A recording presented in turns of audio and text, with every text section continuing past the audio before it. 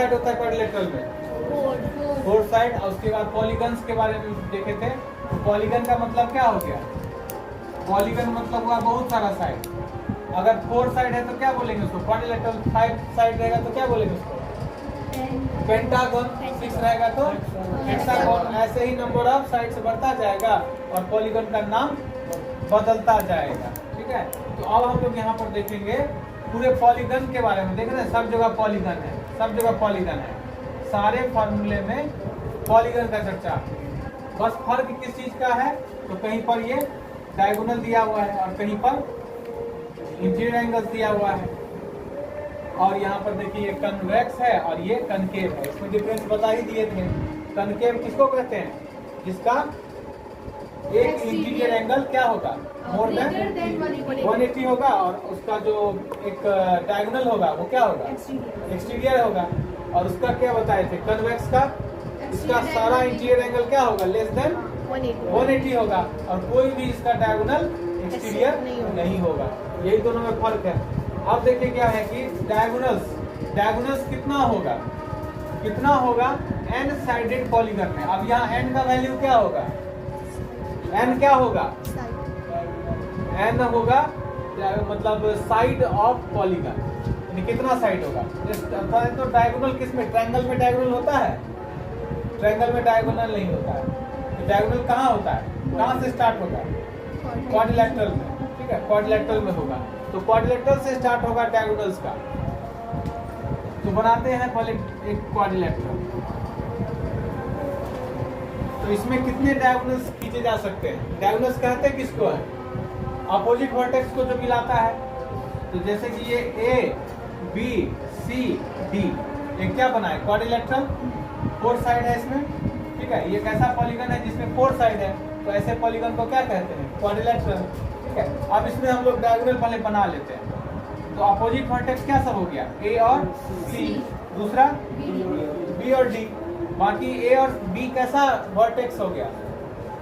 इसको adjacent vertices बोलेंगे। ठीक है, तो देखिए ये अपोजिट वर्टेक्स को मिला दिए। तो एक ये डायगोनल हो गया। फिर दूसरा डायगोनल देखिए, बी का अपोजिट वर्टेक्स हो गया डी। दूसरा हो गया। अब कोई बन सकता है डायगोनल इसमें? तो अब हम इस फार्मूला को यहाँ पर प्रूव करते हैं कि सच है कि झूठ है, फार्मूला काम करता है कि नहीं। तो n क्या हो जाएगा? n हो जाएगा number of sides of polygon. तो अभी जो हम पॉलीगन लिए हैं वो क्वाड्रिलेटरल लिए हैं।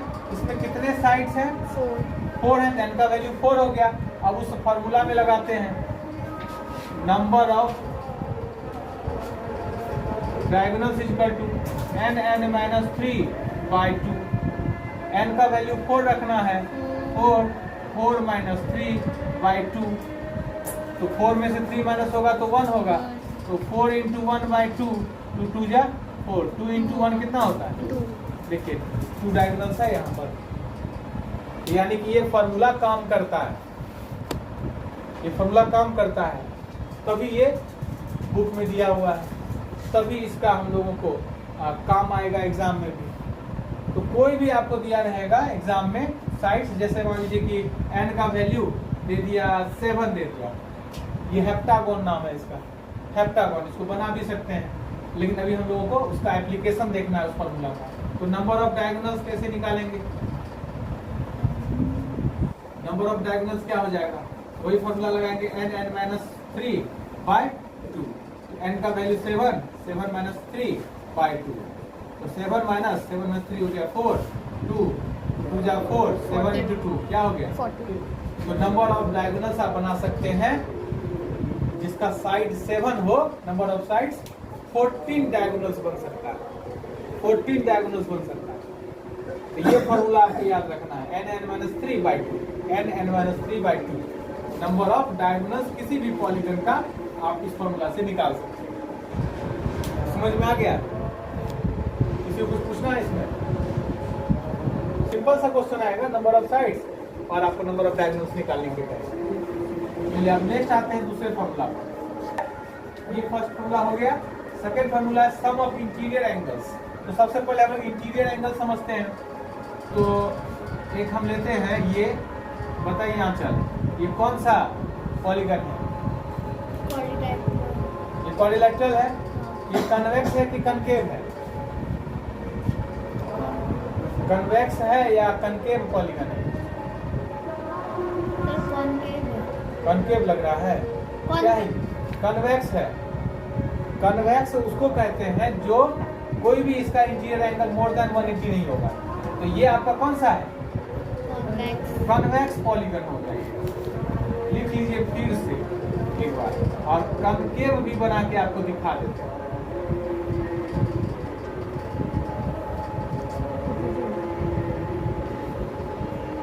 देख रहे हैं, सब इंटीरियर एंगल है। अंदर जो भी होता है उसको इंटीरियर एंगल कहते हैं। इनसाइड में जो भी रहता है उसको इंटीरियर एंगल कहते हैं।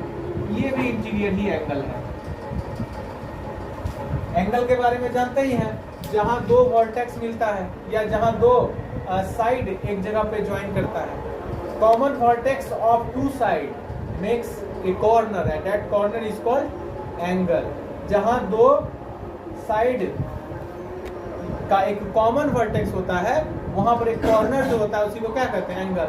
तो यहाँ पर कितने एंगल्स हैं इस पॉलीगन में? 1 2 3 4 5 जो है इसमें साइड्स हैं।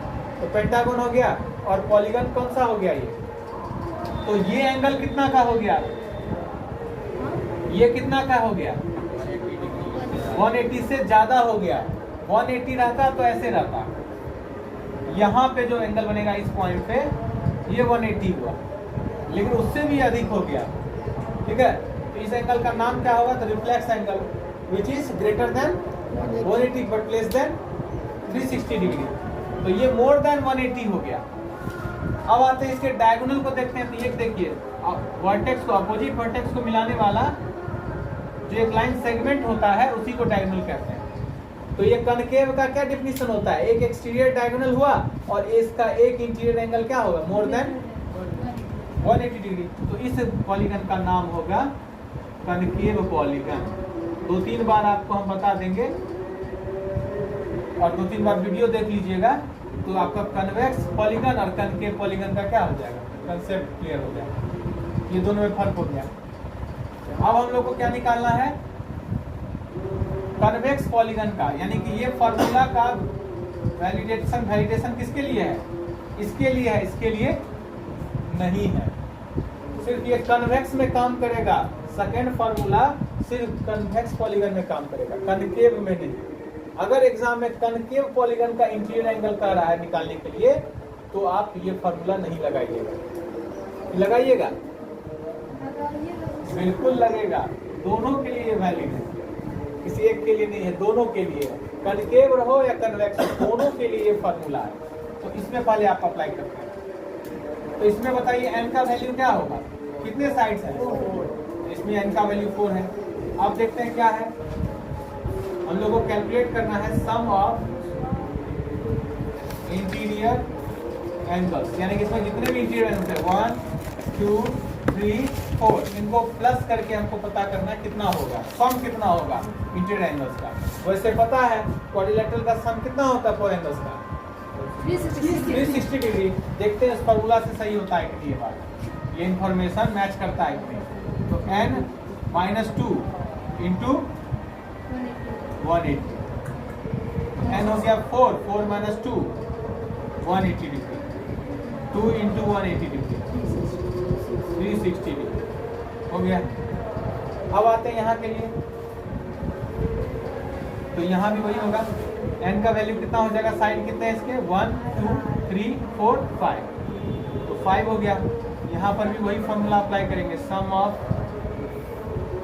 Interior angles. जब भी हम लोग कोई क्वेश्चन बनाते हैं, अगर फर्स्ट लाइन में अगर ये फार्मूला लिख देंगे तो 2-3 बार 4 बार सवाल बनाइएगा ना, तो फार्मूला भी याद हो जाएगा। गलती हम लोग क्या करते हैं, फार्मूला देख लेते हैं और सिर्फ उसका वैल्यू पुट कर देते हैं, फार्मूला वाला लाइन नहीं लिखते हैं बार बार, इसलिए याद नहीं रहता।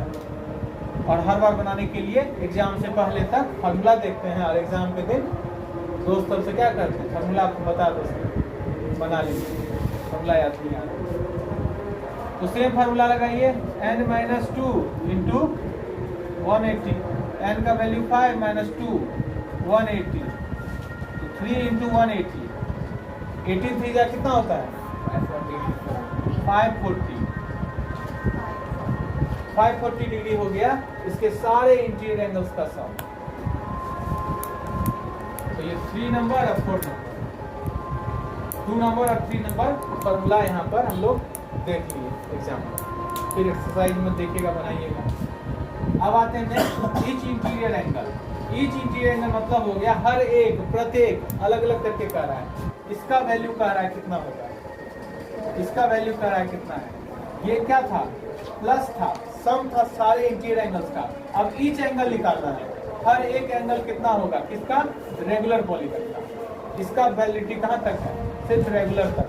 रेगुलर किसको कहते हैं, जिसका सभी साइड इक्वल होता है। तो कौन कौन सा रेगुलर पॉलीगन है, स्क्वायर होगा रेगुलर पॉलीगन, और रोम्बस होगा, और भी होगा जो इसका सारा साइड इक्वल होगा, वो सब होगा।